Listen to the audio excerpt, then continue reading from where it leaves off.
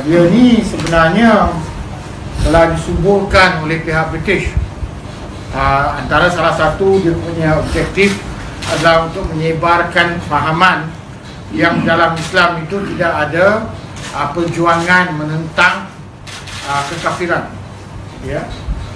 Jadi ini adalah satu usaha pihak British untuk merosakkan Islam dari dalam.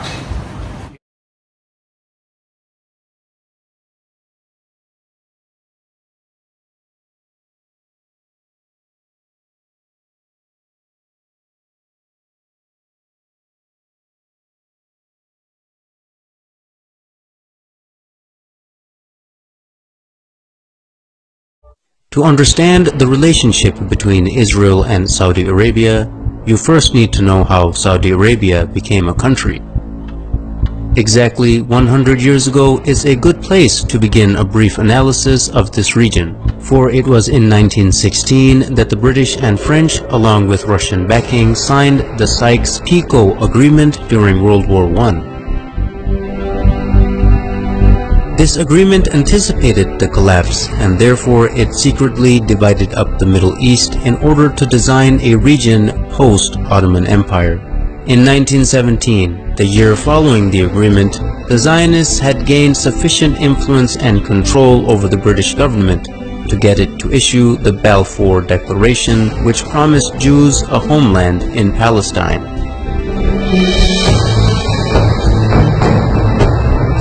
Even though the population of Palestine was at the time 85% Arab and only 7% Jewish.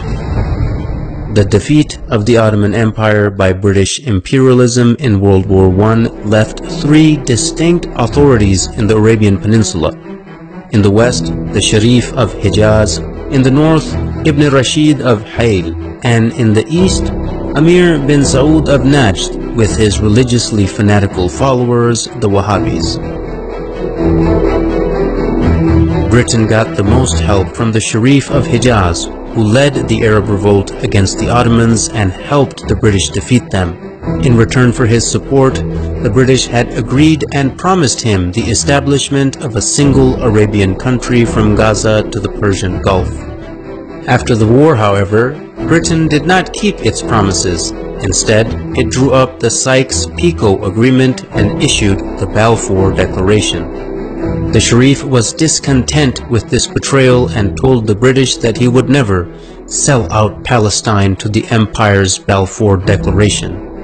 He would never allow the establishment of a Zionist state in Palestine or accept the new random borders drawn across Arabia by British and French imperialists. At this point, T.E. Lawrence, famously known as Lawrence of Arabia, was dispatched to bribe the Sharif and buy his support. When this didn't work, T.E. Lawrence turned to threats, which were also echoed by the colonial secretary Winston Churchill.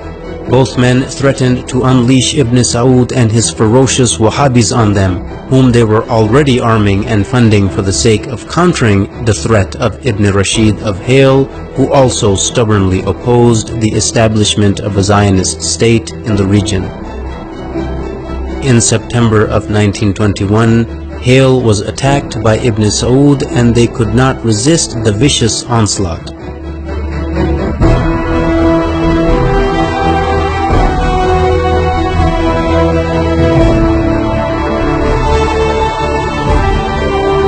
They officially surrendered in November of 1921. Hayl had dissolved into a colony of the Sultanate of Najd. By March 1924, the British realized that Sharif Hussein would not back down, so they unleashed Ibn Saud and his armies on the Hijazi territory as well. Within weeks, the forces of Ibn Saud and his Wahhabi followers began to administer what the British Foreign Secretary Lord Curzon called the final kick to Sharif Hussein, and ruthlessly attacked Hijazi territory.